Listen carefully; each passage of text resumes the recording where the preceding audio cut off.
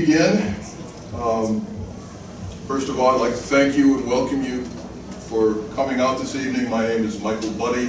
I'm a member of the Center for World Catholicism and Intercultural Theology, which is a research institute here at DePaul University that focuses on the church in the so-called Global South, and it's a transnational movement. Appreciate you all taking time out to join us today. As you can see, we have some refreshments and some light snacks to the side. By all means, help yourself. It would be wasteful not to eat all of it. St. Vincent wants you to eat well today. We have information about our upcoming events at the back table, including the next one coming up, a session with Professor Patrick Chibuco, who's kind enough to join us. That's an afternoon session at the university library. Disregard the street address on the flyer for the library. It's 2315 on Kenmore, but for some reason the flyer decided to put Sheffield on. So the flyer should be chastised for that.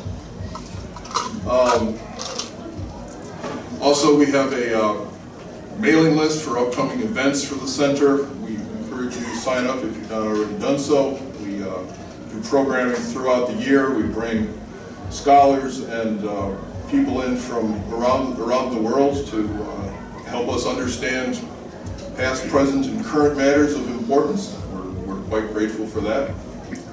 As part of that work this evening, we're very pleased to be joined by Professor Thomas Groom.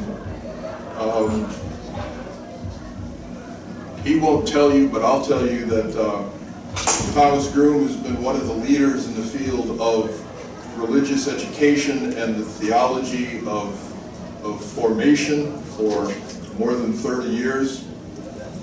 I lost track of the number of books he's published at 10. There's probably more that he was too modest not to bring to public attention. He is a professor at the Boston College School of Ministry, Theology and Ministry. That's a new entity there. He's also the past director of a really remarkable research and publishing venture called the Church in the 21st Century, which has been an unusually productive and fertile gathering place for scholars, for church leaders, for pastoral persons at different levels, thinking through what the next phases of the life of the church can and should be. He's here this evening to talk to us on the theme of Catholic education, from and for faith. We're very pleased to have him with us tonight. Please give welcome to Tom. I'm honored to be with you, and thank you for the invitation, and Professor Mike and all the good friends that have been kind and generous to me. Karen has been marvelous in making all the details of this happen for us, and I've had wonderful hospitality all day. I can't eat anymore. I've eaten lunch. I've been for a spectacular lunch and an extraordinary dinner. And the food was surpassed only by the company. And I'm just honored. And it's a lovely day to be here. And St. Vincent de Paul is one of my favorite saints, and his good partner in ministry, Louisa Marillac. It's great to be here to be able to celebrate that with you as well. So I'm honored, and thank you, and it's been great. So let's have a nice time. My style is to very much get the conversation going and then engage you in the conversation and then say more and then engage you again in the conversation. So we kind of go back and forth in the presentation.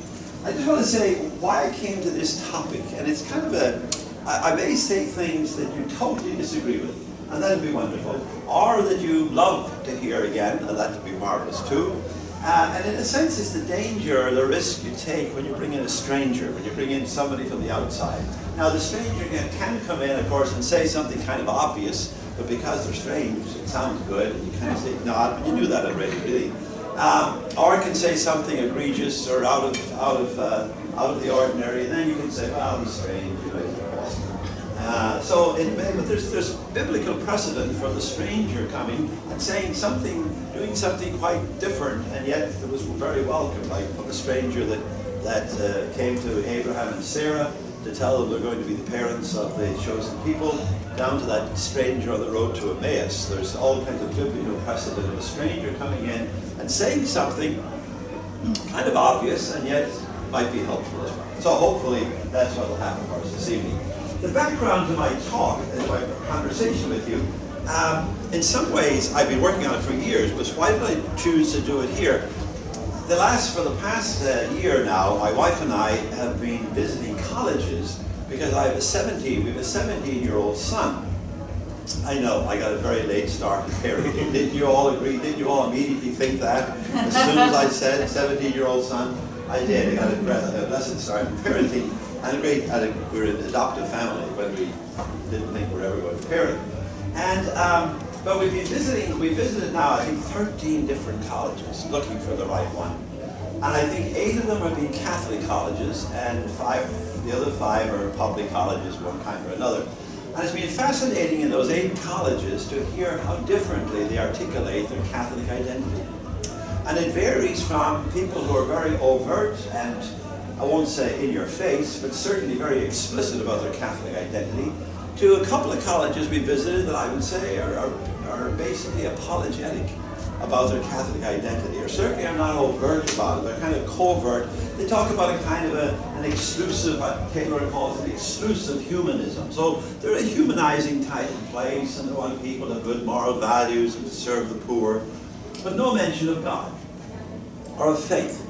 And I would like to propose that we can do better than that, and that I wanted to imagine that we may be in a new moment, in a new era, and again, I don't want to waste time recasting the history here, but after Vatican II, there was certain pulling back from the Catholic identity of our schools. That was not to the fault of the Council at all, but it became self-conscious that we weren't just kind of a cultural kind of Catholicism, that we were indeed people of the world and contemporary and all the rest of it. But I think I'd like to propose, at least have you consider the possibility, that without being sectarian in any way, shape, or form, that yet we can be very overt and explicit and intentional about the Catholic identity of great universities like DePaul.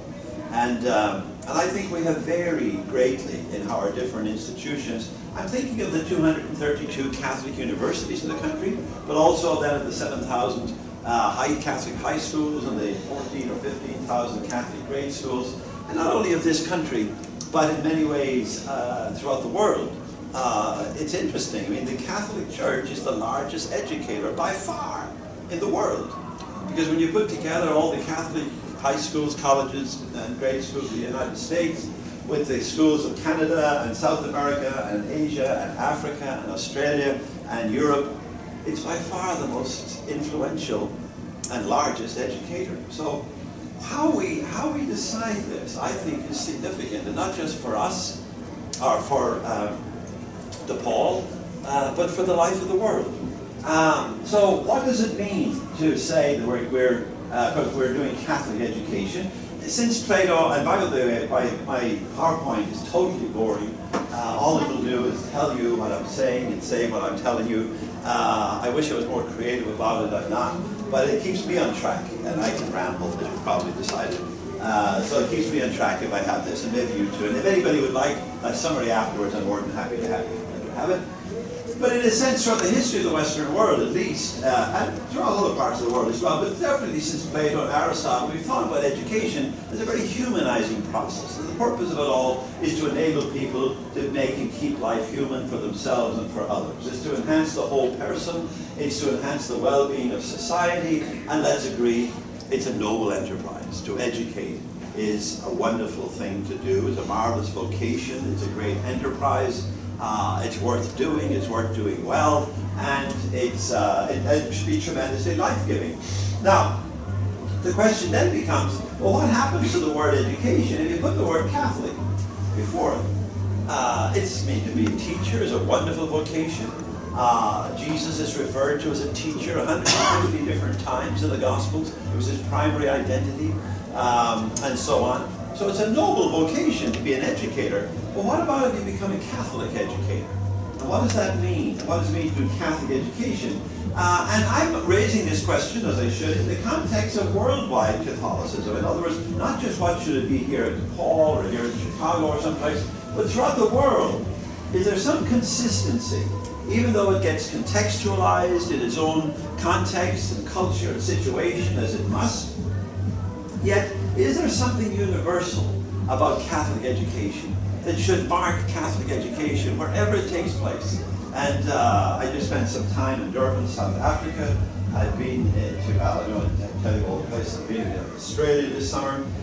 But are the Catholic schools in Durban, and the Catholic schools in Australia, and the Catholic schools in Chile, that I was there just in March, are in very different contexts, cultural situations, and yet is there something universal about it? And I'm going to propose that the universality of it, the hint of it, is in the title here. The Catholic education should be education from faith and for faith. That it should be grounded in faith. Its rationale is not just a philosophy. It's actually a spirituality. In other words, faith being put to work. That's my understanding of spirituality. It's grounded in a deep faith. It arises out of that faith. And that faith should mark and permeate whatever takes place in the name of Catholic spirituality. And not only does it arise from faith, but I think our purpose is to encourage faith, to nurture faith. Faith, that people have faith in themselves, faith in others, faith in life, and perhaps, and I would add, faith in some kind of a transcendent ground of being, an ultimate horizon that lends meaning and lends purpose and that permeates and colors how we live out our lives in the world. I think the sociologist now is fascinating. We're talking about this postmodern. How many of you think you become postmodern, so we're not longer modern, but now postmodern? And of course modernity continues on into postmodernity.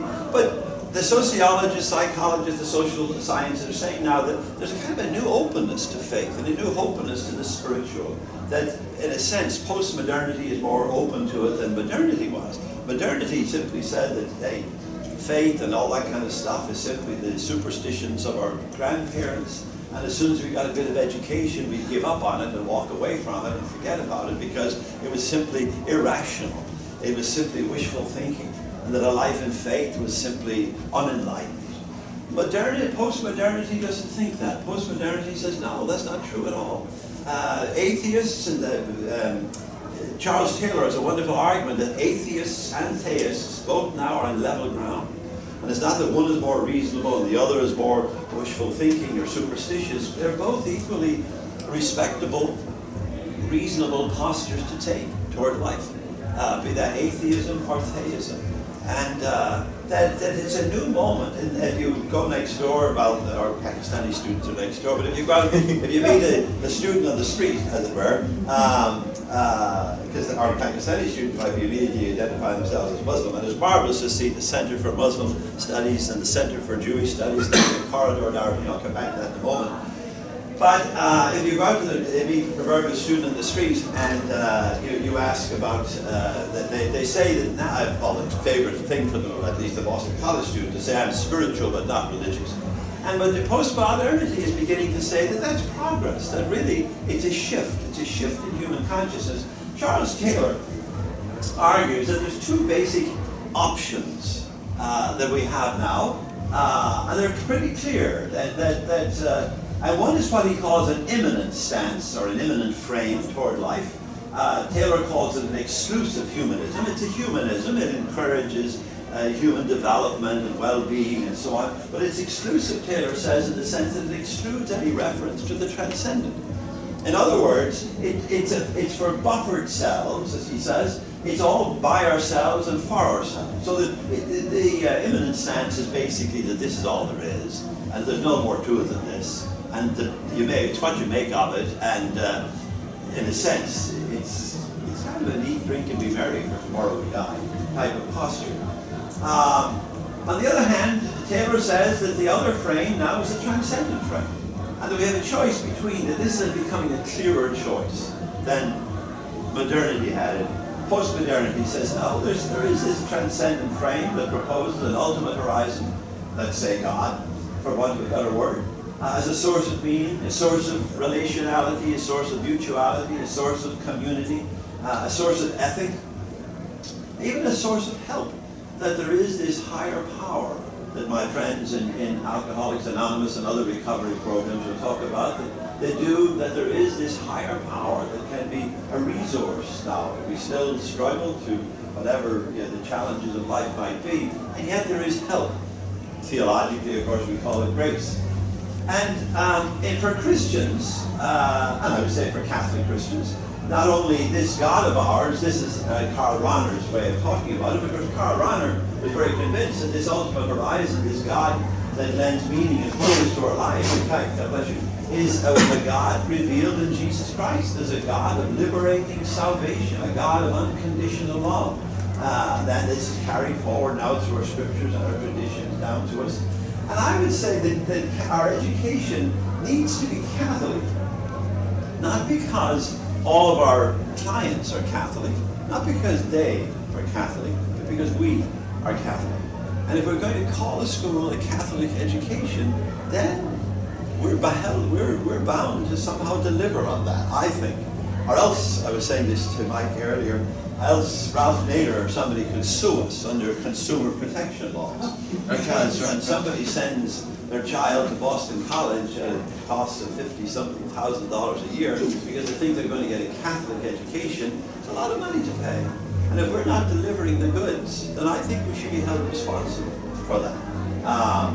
So it's not so much that everybody that comes to us is Catholic, not at all. And yet, the people who sponsor this enterprise should definitely know what it means to be Catholic and how to conduct the school according to Catholic principles and so on. But that is not to be sectarian or narrow-minded or proselytizing or anything. All of that would be horrendous to our Catholic identity. There should be tremendous respect and welcome for people of all faiths and people of no faith whatsoever, which, as I said, I'm delighted to see. The Muslim Center, the Jewish Center, and so on. And then the far side of that is campus ministry. That's how it should be. And all should be welcomed. I think James Joyce got it right in Finnegan's Wake when he said Catholic, and of course he was playing on the etymology of the word katholos, which literally means to include all, to welcome all. And the way Joyce put it, he said Catholic means here comes everybody. So it should be tremendously inclusive, hospitable, welcoming, open, and yet not back off of what and who we are. And the kind of education that good Muslim or Jewish or Hindu or Buddhist or non-religious students at all get here, should be different, should be grounded, should be arising from faith and proposing the possibilities of faith to our students. So it's not at all exclusive or sectarian. It should have a tremendous inclusivity and welcome, and yet be distinctive. So, let me bring you into the conversation, because I like to do this. Let me invite you first to say hello to a neighbor. Just find a new person, somebody you don't know preferably. Make a new friend. Yeah, what the heck? Well, now that you're such good friends, how have you experienced, I'm going to ask 2 or 3 questions. Think about this, and then I'm going to invite you back to your neighbor. And you can whisper or tell your neighbor what you thought. Just think about your own experience, your own life journey. You wouldn't be here tonight if you weren't interested in this topic. Let me take that for granted. So how have you experienced the faith foundations of Catholic education, wherever you've encountered it, whatever level, grade school, high school, college, university? How have you experienced it is one question. I think, I try to think beyond it having like a religious name, like DePaul, after a great saint, or having statues or crucifixes or something. It reaches beyond that.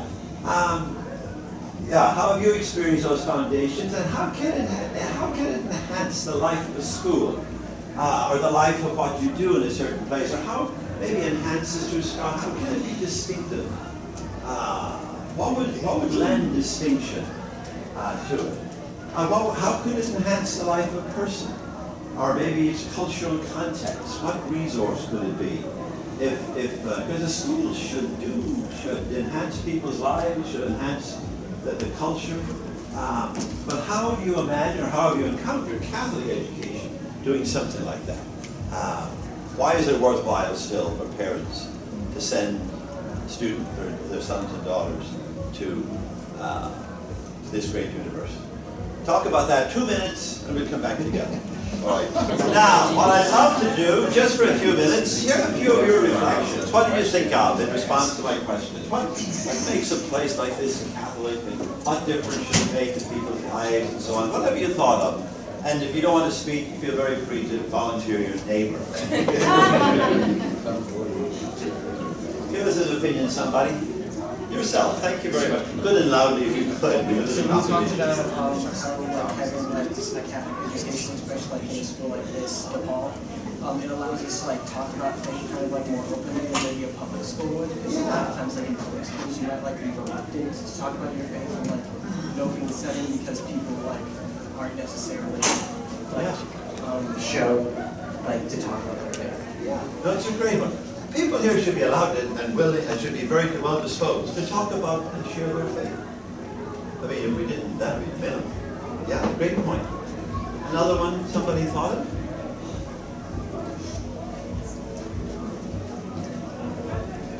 Formation in the Catholic faith helps you know right from wrong. Okay. You may not always do what is right, but you know what is right and what is wrong.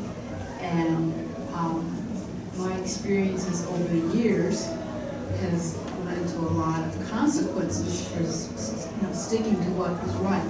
Sure. And so Sure. my husband knew in Vietnam that it would be wrong to do one thing, and he was grateful for God that he had the courage to do the right thing, so he didn't regret it. Marvelous. Thank you. And let me follow on from that. There's this old philosopher of our time, Jürgen Habermas. I used to read Habermas quite seriously one time. I was a doctoral student thereafter, and then I stopped reading him because he was just a relentless old atheist. He was a neo-Marxist, one of these critical theorists out of in the Frankfurt School in Germany. But then I started to hear about it 2 years ago. I found a little book by him, and he's all back and he's saying, society needs religion, society needs faith. And it's precisely for the reason that you articulate, that grounding an ethic in a purely philosophical imperative, like Immanuel Kant might have us do, it's not that convincing, and it's not that inspiring. And that for a public ethic, and especially for a public social ethic, we need some kind of spiritual grounding.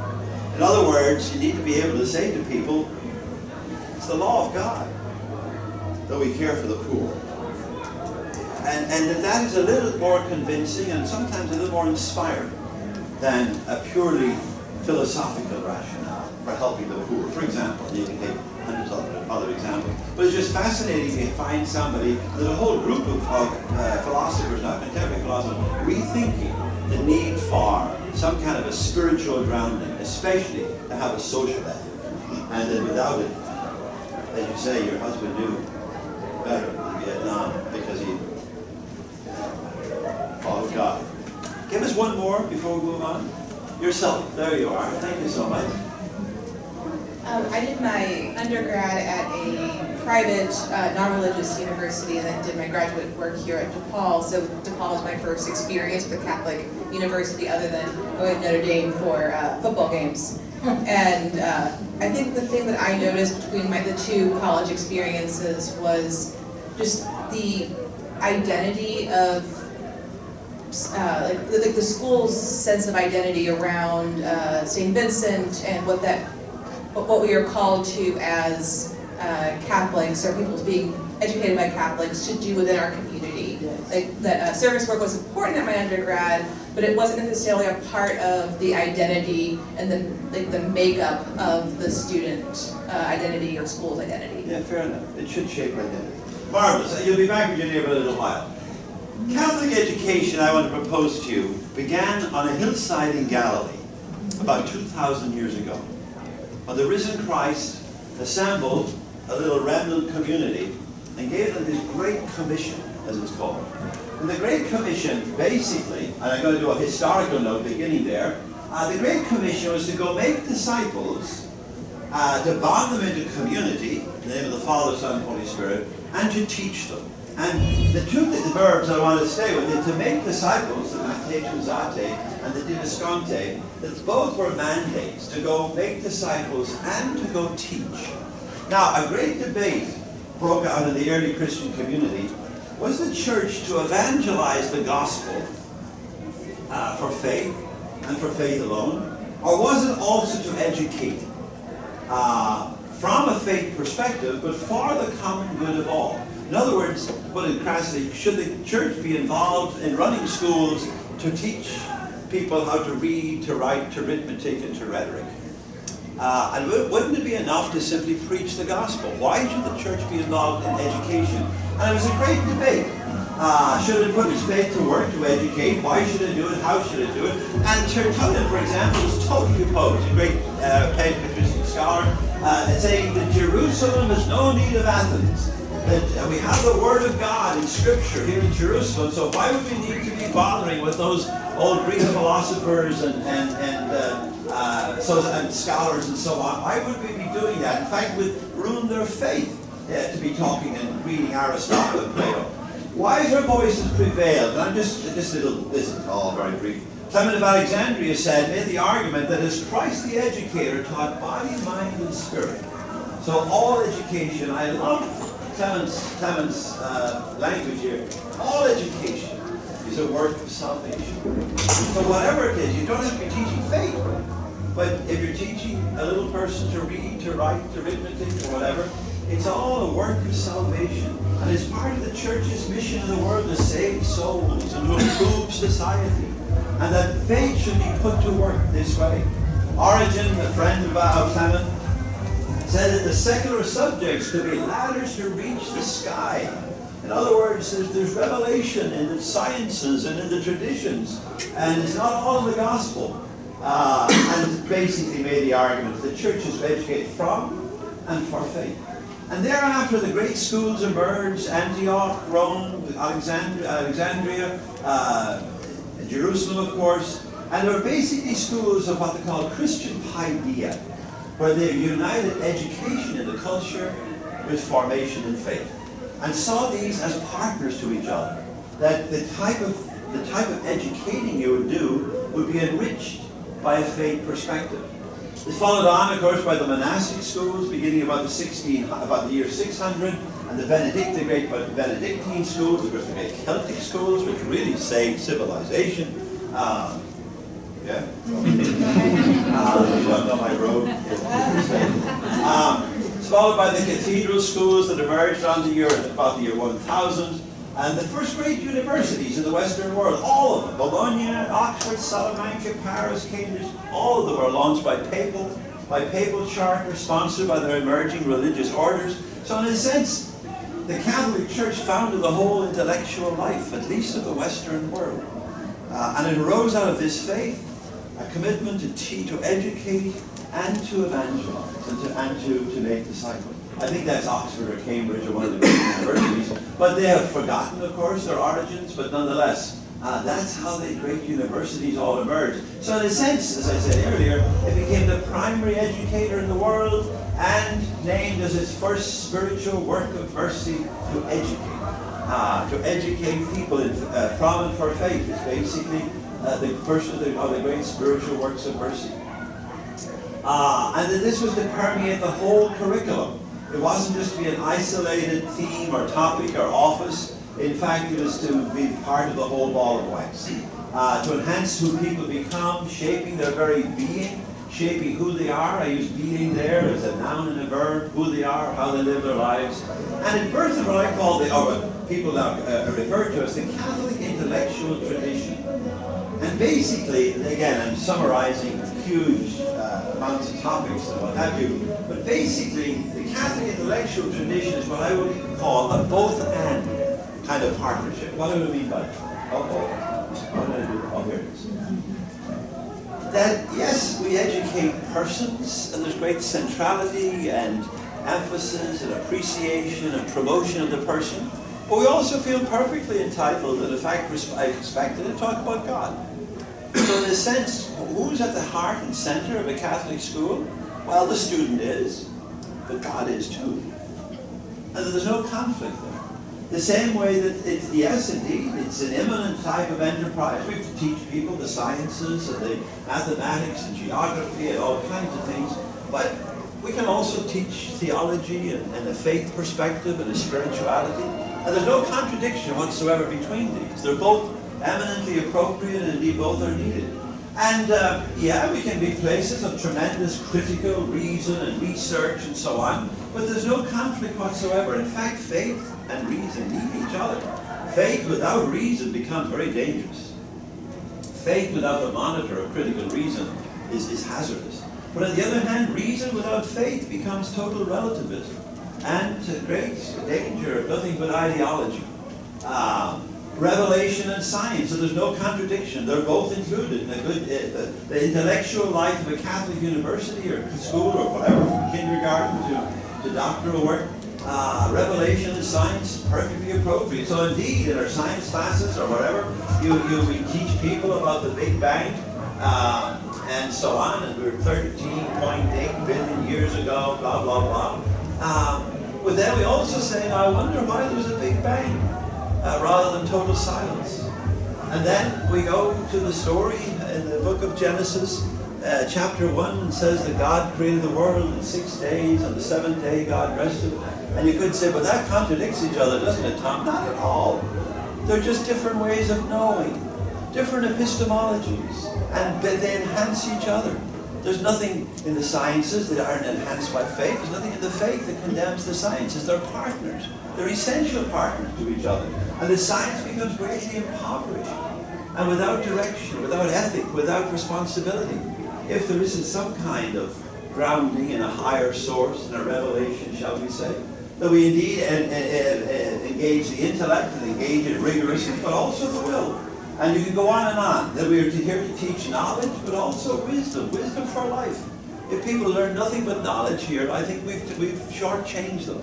There's a great wisdom for life that all of us become responsible for nurturing and encouraging and accessing in the lives of our students. Great ideas indeed, but also great values, great values. Scholarship indeed, yes indeed, great scholarship. But there also should be the kind of liturgy that I experience here today at 12 noon. And that the spirituality of people should be nurtured, however we go about nurturing it, and without apology or anything else. In fact, if we only do this, we're shortchanged. We're not the Catholic education. It has to have the campus ministry and the outreach and all to the poor and all this kind of stuff. If it doesn't, then hey, what are we about? Oh dear, why do we keep doing that? It's rational, it's emotive, we engage the head and the heart or whatever. And I think those partnerships should still distinguish. They still distinguish the Catholic intellectual tradition, they should still distinguish Catholic education. Now, I don't want to blame anybody, but along came our friend Martin Luther. That's a snapshot of him there. I think it's a selfie, is it? No? And he nailed these 95 Theses, etc., etc., etc. He never intended it, but the partnership stayed in place in the Western world until the Reformation. Basically, Luther realized that if his Reformation was to succeed, then he would have to take education out of the hands of the church. Because as long as the church remained the primary educator, the Protestant Reformation simply could not succeed. And what he did was, he turned in 1519, he wrote this famous letter to the German princes, urging them to establish public government-run schools. He never intended, if you read the essay, it's a beautiful essay actually, he was adamant that you should still teach Christian faith and so on, but basically he handed education into the hands of the public sector, and it was the beginning of what I call the defaithing of education. In fairness to Martin, he never intended that, but that de facto is what emerged. The Prussian schooling system emerged as the eminent one in the world, the model for other public school systems, at least in the Western world, etc., but without any kind of faith perspective. Modernity that followed and signed all of these traditional partnerships, they favored a purely immanent frame of life, a solely scientific, rational, reasonable, empirical way of knowing, but that was rather impoverished. So basically God, the individual person, remained at the center of the school or the university, but God was God. The immanent was here, but not the transcendent. The critical reason was present, great, but not faith. Empirical sciences, but no revelation. The intellect, but not the will. Or little attention to the will, formation of the will, and ethic, and so on. Technical knowledge, and but little of the wisdom. Learning ideas, nothing of values, or little of values. Academic scholarship, but nothing of spirituality. More objective kind of thinking rather than the common sense of the people. The irrational, yes, but the heart, the head was certainly central, but the affections, the emotions, the hungers of the heart, we don't talk about those in our public context. But it was an impoverished way of knowing. It was an impoverished way of knowing. Very limited. Very powerful, but it's also brought us to the brink of nuclear destruction. Because that kind of powerful knowing without ethic, without guidance, without faith, without wisdom, without care for the values, can become very dangerous. It results in education with a rational scientific epistemology, solely immanent frame of life. Catholic education, I believe, is to continue the partnerships reflected in the Catholic intellectual tradition united. And then you can go back into the listing of the faith and reason, formation and education, engaging holistic ways of knowing rather than just a purely reason second. And there are many ways of knowing. I was speaking with one of my graduate students recently who was telling me that I don't do enough empirical research. And that's very true, I don't. He's very much given to empirical research, but it dawned me, I said, Frank, I said, you know, I've learned about aging from reading the research, the empirical scientific research. I've learned a lot about aging. I've learned a lot about aging by aging. And I've learned a lot about aging by reading Shakespeare's play, King Lear. There are many ways of knowing. And to limit the epistemology of our education to purely rational, reasoned, empirical is very trite, very light, very limited. I think we never need, I think good Catholic education, I believe, was never more needed than it is today.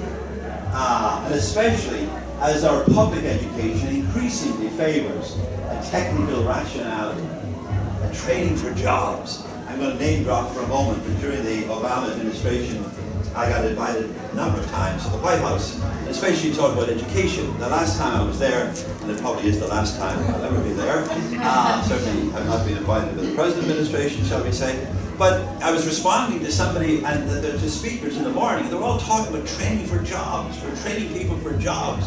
And I got up after the afternoon, I was to respond. I said, yes, of course we have to train people for jobs.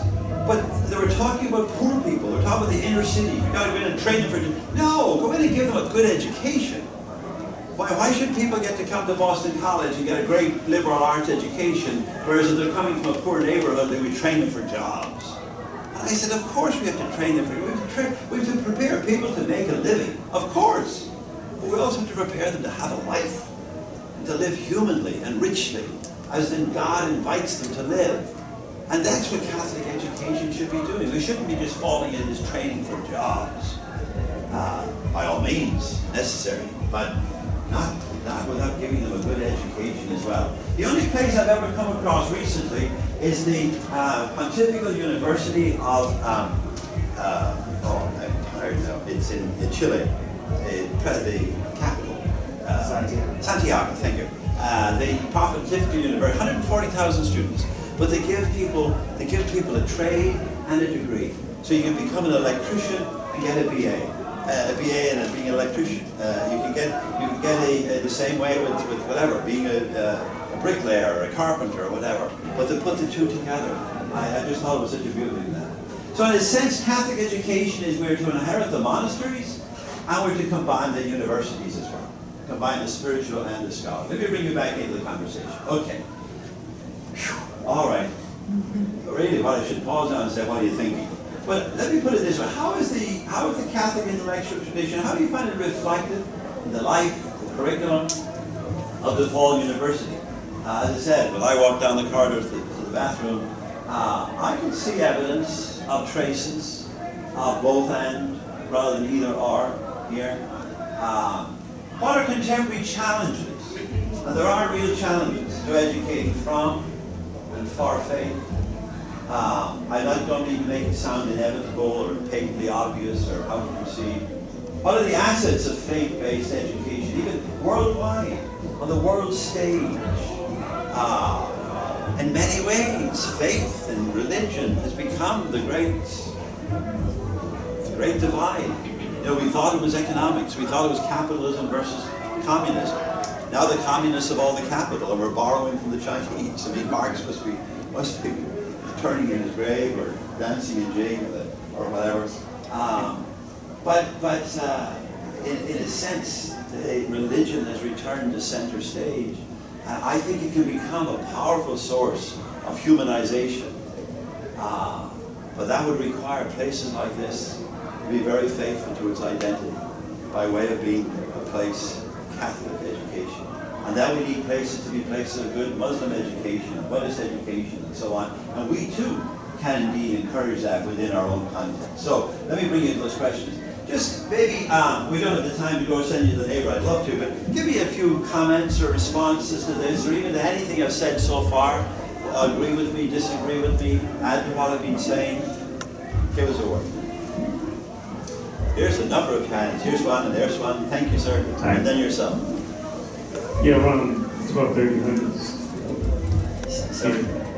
Before that, science and religion worked together. But after, like, I think the 12th, 1300s, like Galileo, that's when they separated. I think, you know, everybody thinks that they were all separate, but they were together one time. Yeah, good point. And of course, we've often sinned boldly against their union. And the Galileo example is one that when we were adamant about, no, this is in the Bible. So the church has often made mistakes of overemphasizing what we knew from faith from Jerusalem and not being respectful of Athens. That's been, and the Galileo example is a great one. Yeah, actually, I'll follow right up on that. That's where I was thinking too. But more, what do we do from now? We have this bad rap, which might be a little overstated, but it's certainly a bad rap. With you think Galileo was 50 years ago, not 500 or 400. From when you hear about it. So how do you have ideas for kind of moving past that bad rap we get for these, or going too far the other way, too much faith? How do we kind of restore balance? Yeah. Well, that's the theme of the rest of my presentation. So that's a really great question. I think there is a way. I've been facetious. I don't know the truth of the matter, but I think we can have inklings of it, of how we maintain a good, healthy, fruitful tension there. That can be enhancing of both and rather than the either or. It's not easy to navigate or negotiate, but I think reclaiming the vision and the hope of what Catholic education coulda, woulda, shoulda have been, and in many ways it is, in other places it is, and in other places it isn't. What I discovered in those schools I visited, there was one that just never even mentioned the word God. I asked them about it afterwards, and without telling them who I was, and or what I do for a living. And they said, yeah, that's interesting, we never do anymore. I said, oh, why not? Why would we not talk about faith? Why would we be apologetic or scientific or reasoned or enlightened or something? Now, it would be god-awful if we were to impose faith, if we were to proselytize and violate. But Muslim students who come here should leave here better Muslims because they've had a good Catholic education. Buddhist students who come here, Jewish students who come here should become better Jewish people.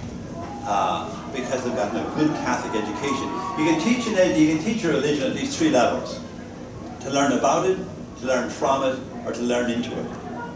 We should at least teach, even in our theology, our religion, or your Catholic studies courses should give people access to a Catholic tradition in ways that will enrich their Islamic faith, their Buddhist faith, their Hindu faith, and maybe their Catholic faith. I taught undergrads at Boston College for 32 years. I taught a course called Catholicism 1, first semester, and Catholicism 2, second semester. And I would say to them, I want you to be a better Muslim from this exposure to a rich faith tradition called Catholicism. But then you have to try to teach it that way. And I had somebody come back 2 years ago and seek me out and say, Professor, I want to thank you. You made me a better Muslim.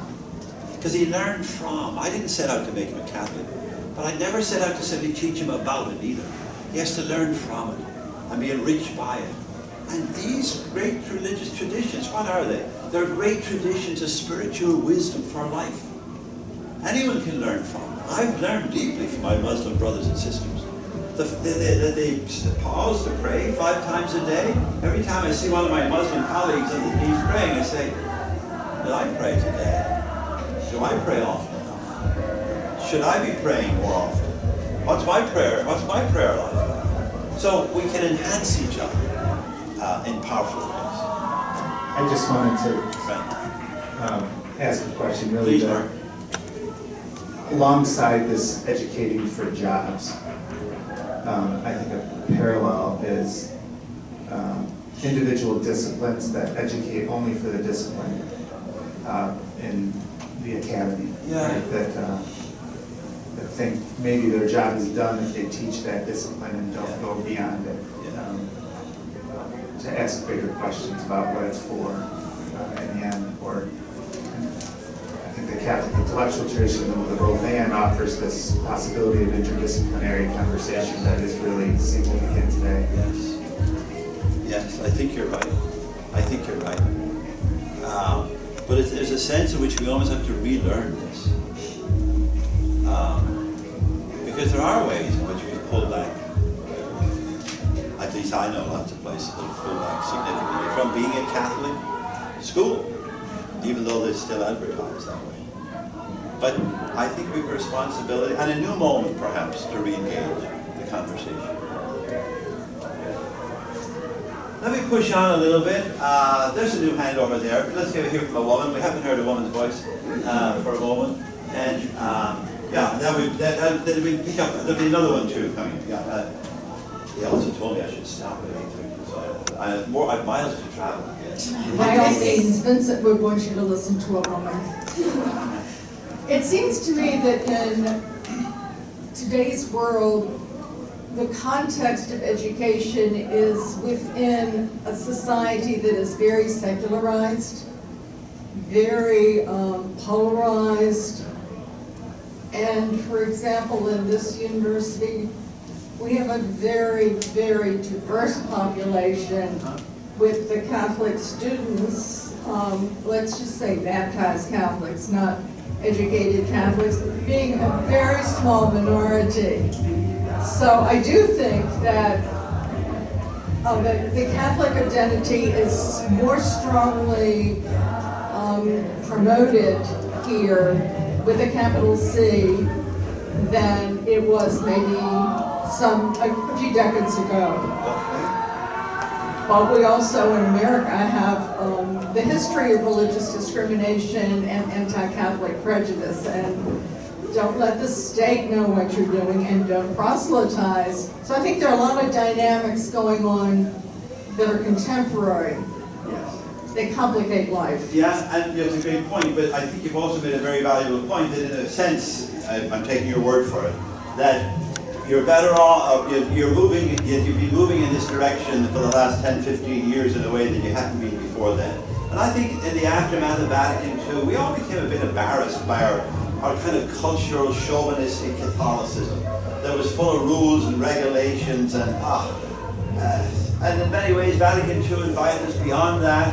But then we began to say, this is literally a true story of a young person back in the mid-80s. She was showing potential new students around Boston College. And somebody said, what's that big building there? And she said, oh, that's where the Jesuits live. And the kid said, Jesuits? What are Jesuits? And the young woman conducting the tour said, don't worry about them, they don't bother us. They don't bother us. It was almost like they were like some kind of animal or something. We locked them up in there. But it was almost like, whereas now, and in a sense, we almost had to pull back from that kind of Catholic chauvinism.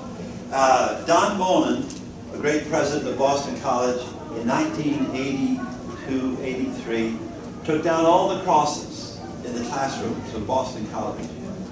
And I did an interview, I was doing some media work at the time, and I said I thought he was right. I thought he made the right decision. And in 2008, 2009, Father Bill Leahy, our present president, put back up all the crosses. And I did an interview with the media outlet where I said I thought Father Leahy was right and did the right thing. And I think maybe we have to take down all the crosses for a while and rethink what does it mean to be a Catholic institution, a Catholic school. And I think that's the moment we're in now. Amanda? But I see it, so on Tuesday night, I'll be standing in front of parents, 8th grade parents, giving them a talk about confirmation, and most of them don't go to church, don't bring their children to church. So we have this kind of lost generation of parents who aren't really, they're kind of in, but they're not really in. They're not really sure why they're still doing it, except that their parents are telling them, you've got to get your child confirmed. And then confirmation will be graduation from the faith, and they won't return. Yeah. So when they come to our college campus, and we're, I work in Catholic campus ministry, and we're trying to say, come and learn and grow in your faith, and they're a little hesitant because they haven't grown up with it being an important piece of their life too. So. And now, Amanda, I'm going to put my life on it. I'll put money on it that the people that you prepare for confirmation will not turn out as badly as you just described. that you, I know you well, are doing a heck of a job preparing them for confirmation. And even if their parents are not taking them to church, you know what you tell confirmation people? Take your parents to church. We're going to confirm you as an adult Christian. And part of your responsibility is to invite your mom and dad to church.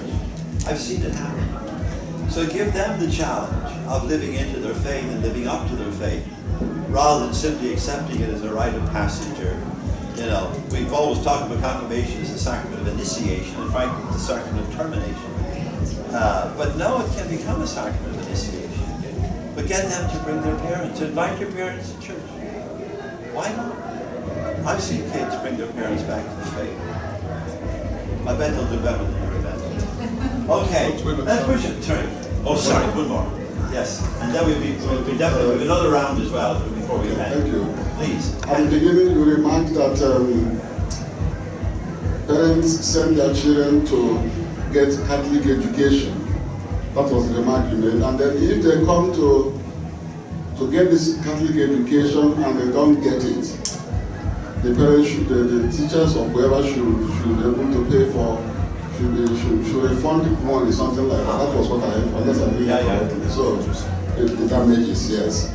Now, this faith you're talking about, Catholic education, is it just going to university or secondary school and then you go and get this education?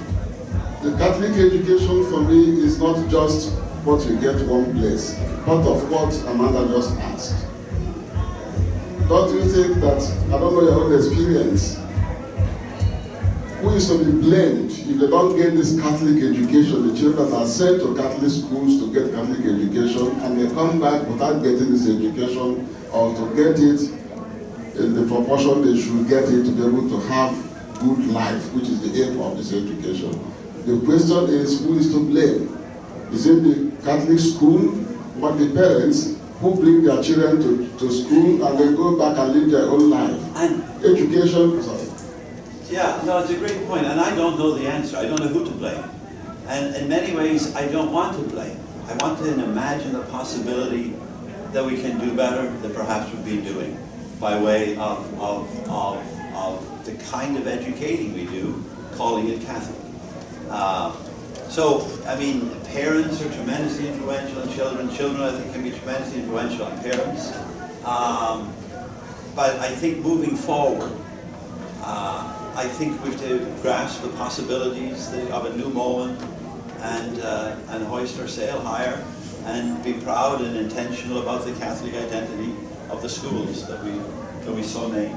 Let me push on a little bit. There's great universal Catholic values. Now, I've put my life on it that I'm going to lose you all for the next 15 minutes. That you're all going to disagree with. Well, let's see.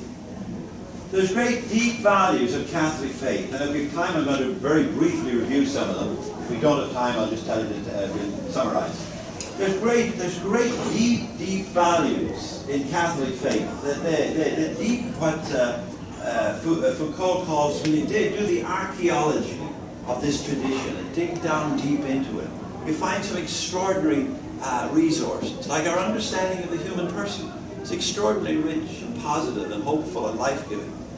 We've never had the kind of negativity toward the person, or the human condition, the human estate, that, I don't mean to sound unecumenical, but that are the reformers, for example, especially Calvin. To Calvin, we're simply a mass of sin. Catholicism never officially, at least, we've often sinned boldly in this regard, but we've never thought that way about the human person. We see the human person is made in the image and likeness of God, and with tremendous potential and possibility and all kinds of things. So you can take the Catholic anthropology. It can be enormously, I think, life-giving, encouraging, life-affirming, life-celebrating, and so on. Or the Catholic sociology, the emphasis on community and being responsible for unto each other. Or the Catholic, but there's all kinds of deep values, I think, in our faith that we should take and put to work in Catholic education.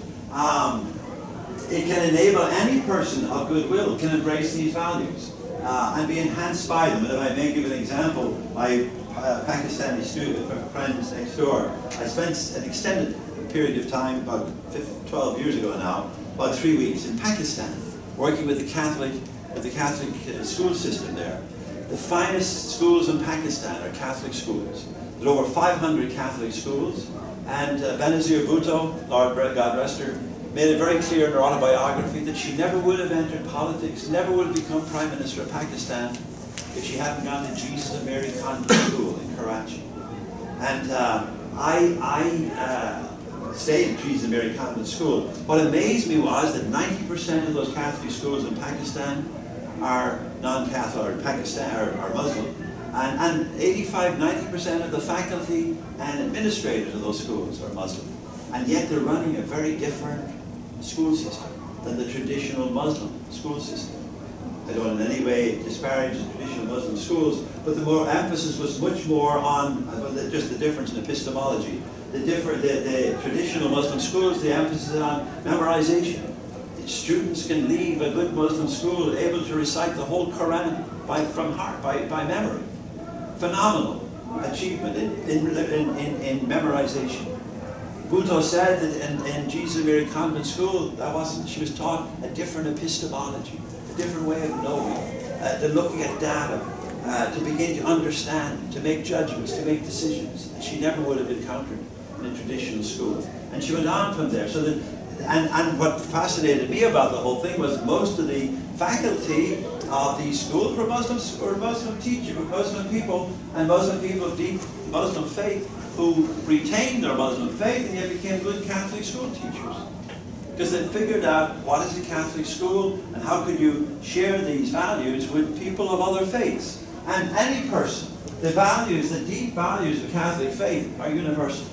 They're not just peculiar or particular. We have our grounding for them that are distinctive in Jesus Christ, for example. And yet the values themselves can be embraced by any person of goodwill and can enhance any person of goodwill. Forwards over 2,000 years of reflection, controversy, dialectic with culture, and yet the heart of Catholic faith, and thus of Catholic education, I would say, is Jesus.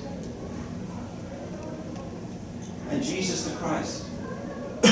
That it's His wisdom, His truths, His values that our schools should be promoting, proclaiming, and being faithful to. There's a new Catholic sense of the historical Jesus. And in some ways, the historical Jesus is new to us. Catholic Christians. And let me just say very briefly why it is, and this would take the whole other lecture. But as Catholics, we emphasize the Christ of faith, the Son of God, the second person of the Blessed Trinity. And this carpenter that walked the roads of Galilee, we didn't pay much attention to him. And there's all kinds of reasons. One of them is catechetical. Because all the old catechisms that, if you didn't grow up with them, your parents, your grandparents did, all the old catechisms were based on the Apostles' Creed. They took each article of the creed and then catechized it. So, I believe in God. Who is God? God is our Father in heaven, etc. But the Apostles' Creed goes from born of the Virgin Mary to suffered under Pontius Pilate. It leaves out his life. And the catechisms left out his life. There's not a word in the Baltimore Catechism, or the Maynooth Catechism, or the Melbourne Catechism, or the Westminster Catechism. All the great national catechisms were based on the Catechism of the Council of Trent, which left out the life of Jesus, the historical life. And so there's not a word about in the Baltimore Catechism about the miracle of the loaves and fishes. Only two miracles reported 6 times in the Gospels: the resurrection and the miracle of the loaves and fishes. Matthew, Mark, Luke, and John, then twice in Mark, twice in Matthew. Must have been a central aspect of his public ministry, feeding hungry people. To get reported 6 times. And yet not a word. We grew up without hearing it. And hearing about, not only the stories about him, but the stories he told. The Good Samaritan, the prodigal son, Lazarus at the gate, the persistent widow, you name it. As Catholics, we basically grew up without the Scripture. Now, we're doing better since Vatican II and all the rest of it. But we've got a long way to go to really embracing and identifying the historical Jesus. And if anybody did that well, it was surely Vincent de Paul and Louise de Marillac. That turning to the praxis, to the lived faith of the historical Jesus. That's what drove them out. To feed the hungry and give drink to the thirsty and clothe the naked and all the rest of it. It was a turn to the historical Jesus. He walked the roads of Galilee preaching God's reign of radical love, mercy, compassion, peace, justice, love of God, love of neighbor, even enemies. Holy moly. Worked miracles to feed the hungry, heal the sick, console the bereaved, drive out evil, all to restore the dignity of people in the extraordinary inclusive outreach. The lovely reading in today's gospel, today's liturgy for the feast of Vincent de Paul is how that's a powerful, powerful text. And you know it well, it's Luke chapter 4, how he went into the synagogue on a Sabbath day, and he was asked to read, and he stood up to read the text from Isaiah 61 verse 1. And the Greek there is that it says he found the text. Well, he didn't just find it, he looked for it. The verb there is heurisko, which literally means he looked for the text. He went looking for the text. And Walter Brueggemann, a great Hebrew scripture scholar, Old Testament scholar, Brueggemann said he was looking for the most radical text he could possibly find in the Hebrew scriptures. There's no more radical text than Isaiah 61 verse 1. And he began then by saying that the Spirit of God was upon him and had anointed him to bring good news to the poor, liberty to captives, sight to the blind, and listen to this one, to let the oppressed go free. Go home and look up that line in your Bible tonight, to let the oppressed go free. You will not find it in Isaiah 61:1. You'll find it in Isaiah 58:7. Jesus inserted it, working from memory. He wanted to emphasize to let the oppressed go free. It's not in 61:1. He went looking for it and recited it.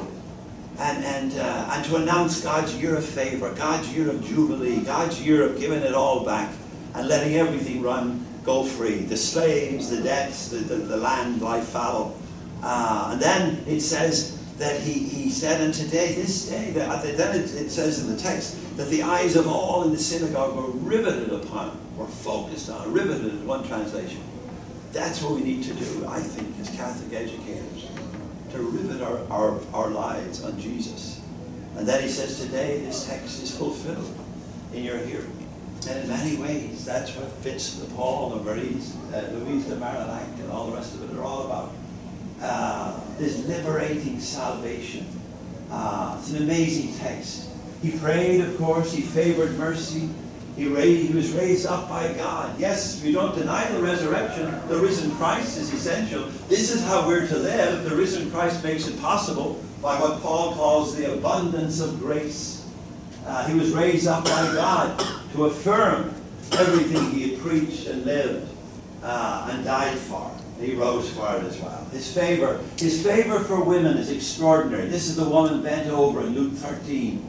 And if you look at the text, he takes the initiative. Many times people come to him saying, well, Bartimaeus, Lord, that I may see, Lord, that I may walk, or whatever. But the women, because he knew the women wouldn't take the risk of coming to him. The widow of Nain, who just lost her son, her only means of support. He's the one, he takes the initiative. The woman bent over for 18 years, and he goes over and takes her and lifts her up. The woman with a hemorrhage for 12 years, that's afraid to even touch him. And yet she touches the hem of his cloak, she's healed. And he turns around, isn't it lovely what he says to her? He never says, I've healed you. Never, to anybody. Instead he says, your faith has saved you.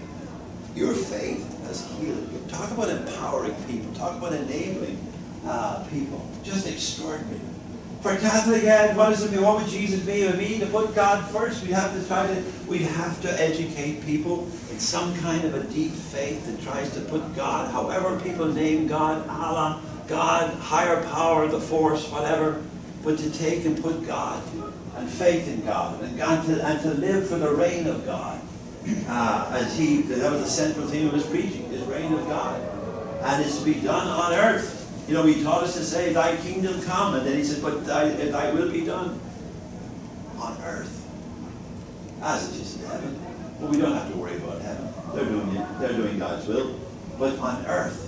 A good Catholic education should give people that sense of transcendence, that sense of ultimacy, that sense of God's presence, that sense of the invitation to live as a person of God, as a person of faith, whatever the faith might be.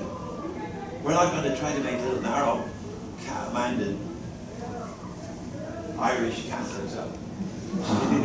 We have to get people, our good Catholic education would definitely, however we do it, would encourage people to embrace the greatest commandment. That's the best way to live your life, is to live in love rather than hatred, and live in hope rather than despair, and so on.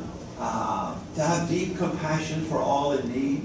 I think if people leave our schools and they don't have deep compassion for people in need, then we have not given them anything remotely resembling a Catholic education.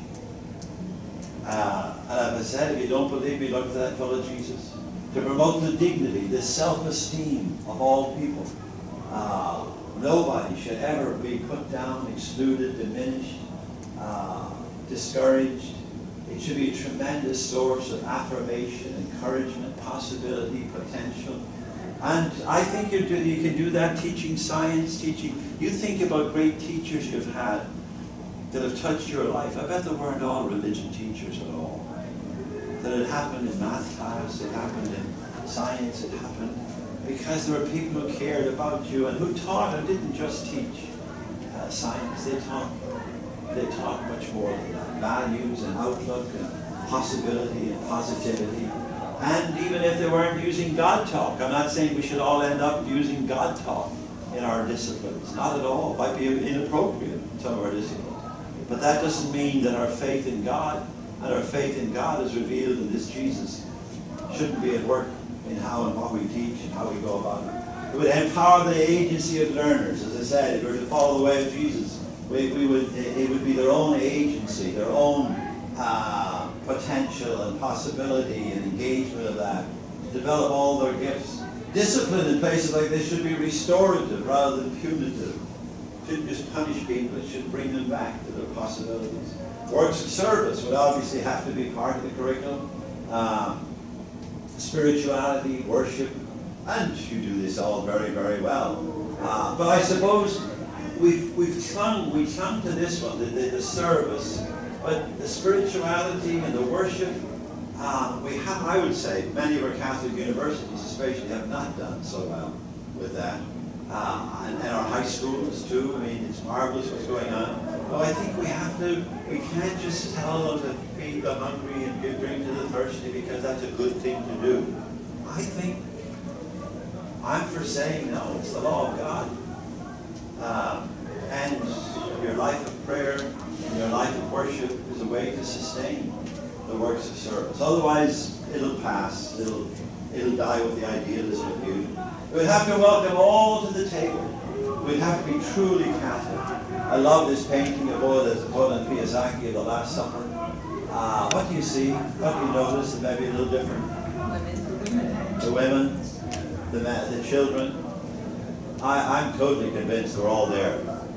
How could he have gone? One of the reasons he put to death was the inclusivity of his table fellowship. Look at it in Mark chapter 1, verse 22. He began to protest who he was eating with. Then he's eating with prostitutes, tax collectors, sinners. Then about 12 verses later, Mark 2, 13, 14, they go out and begin to plan to kill him. And a lot of scholars now say it was because of the inclusion. So it's amazing. I can't imagine him being totally inclusive in his table fellowship throughout his public ministry, and then showing up the night before he died and simply inviting the 12 boys. And even if he did that, do you know who would have disowned him? His mother. What good Jewish mother would allow a son to have a Passover, a meal in the context of the celebration of Passover, and not include her? And what good Jewish son would do that? I don't think he would. Because she's at the foot of the cross. Mary's at the foot of the cross. At least in John's Gospel next day. So she was in Jerusalem. How can you? Anyway, you don't have to agree with me at all on this. It's why sometimes bishops think that I'm a heretic. Let me skip these. Let me just very quickly review some of these this is a really poor pedagogy. But this anthropology, all made in the image and likeness of God. So these are great values of Catholicism that have emerged over the 2,000 years, but all of them consistent with and inspired by the praxis of the historical Jesus, an understanding of the person that made in the divine image and likeness, and that image is never lost, alive by the life of God with tremendous goodness, potential, possibility. They were basically good people in the hands of a loving God, rather than sinners in the hands of an angry God, Jonathan Edwards. It's a big difference. A cosmology, an outlook that sees life in the world as a journey home to God. That's the meaning of it. We come forth from God to journey home to God. That's what it's all about. There's an ultimate horizon, in other words, that lends meaning, that lends purpose, or makes it worthwhile. A world as good and a world that is good and is a theater of God's abundant grace. That it's all sacramental. I would say that the person who nurtured me in a sacramental consciousness was my high school science teacher, who also taught theology in my boys' boarding school in Dublin. He was a miserable theology teacher. He was a fantastic science teacher, but he never used where he was an oblate priest. But he'd say, no matter whether you're looking through a microscope or a telescope, he'd say, "Oh, gentlemen, look at that. Isn't that gorgeous? Do you see the design there? Isn't that amazing? What do you think of that? Doesn't that take your breath away?" He nurtured us as in religion class, he was terrible. "Father, do you have to believe that?" "Yes, you have to believe that. Why are you questioning? Are you questioning the faith?" "No, Father, my questioning." He never used God talk in science class. Yet he nurtured the whole bloom of us in a sacramental outlook on life, to see God in all things, in creation, in nature, in the beauty of it all. A sociology that calls it into community, to love our neighbor as ourselves. A communality that reflects the triune nature of our God as agape love and demanding mutuality. It's a way of knowing that honors the both end of Catholic intellectual tradition. Lonergan is a great example of it. That the kind of epistemology we encourage in getting people to attend to the data, but also to understand it, then to make their own judgments and decisions about it, rather than simply feeding back to us what we fed out to them. But my mentor, one of my great mentors, Paulo Freire, I would call banking education. With the uniting knowledge and wisdom, reason and faith to live into a fullness of life. A legacy of tradition that teaches the arts, the sciences, the religions, preparing people to live educated lives, to help them make and keep life human for themselves and for others, as I said earlier, to make a living and to have a life. A politics that encourages the practice the corporal and spiritual works of mercy, and that promotes Catholic social teaching with that consistent ethic for life, a seamless garment, as the great beloved former Cardinal Archbishop of Chicago put it so well, Cardinal Burley.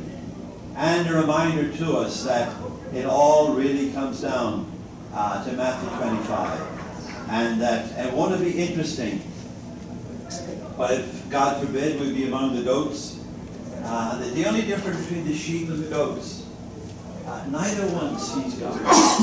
God bless you. The sheep and the goats both say, we never saw you. The only difference is the sheep saw the poor and helped them. The goats did not see the poor or saw the poor and ignored them. But neither one saw God, even though he's in the breadline. They were most likely now to encounter this risen Christ. The spirituality that honors, nurtures the God-shaped hollow in the human heart that nothing else can fill, to quote Pascal, to recognize and reject all the idols. We should send people out into the world from our schools ready to live the first commandment. In other words, to put God at the center of their lives. And if you ever teach those commandments, don't begin with Exodus chapter 20, verse 3. Begin with Exodus chapter 20, verse 2. I am the Lord your God who brought you out of Egypt, that place of slavery. Now, basically God is saying, if you want to remain free, put me at the center of your life. Because we all know our gods, every one of us. But if you make a god out of fame, fortune, power, pleasure, whatever, you'll be back in Egypt before you know it. It will enslave you. People should go out from our schools knowing who their God is and knowing who their God is not. A Catholicity that reflects that all are welcome, but a universal concern and outreach to all with care, concern that has no borders. That's what it truly means to be Catholic. That's just a huge Catholic. That's a great. That was a photo that I took, that a friend of mine took of a group milling around in St. Peter's Square before one of Pope Francis's reflections. What is your own best insight? Yeah, let me put all these up here. How would it enrich your own work, your own faith journey? I'm interested in your questions, your answers, of course. Maybe they're too much to take on this, the last 7-8 minutes. So you go home, and somebody, your partner, your friend, your roommate says to you, so, was it any good? You say, funny brogue, a lot of the same old stuff, really. And then they say, yeah, but did you learn anything at all? Is there any bit of wisdom? And I'm not so much interested in your insight as I am in your opinion. In other words, not so much interested in your idea as in your wisdom. If there was a piece of wisdom you're taking away from our evening, what would it be? Write it down. If you have note paper at hand. That's the best note you'll take tonight, by far. In other words, what's your takeaway from this evening? The core takeaway. The one that you might still remember a month from now. Here's some. Well, let me see. Is there a new hand? Is there some hand? Somebody that wants to have a word that we haven't heard from yet? A new voice, pardon, a question, an answer, a response, what you're taking away, whatever it is.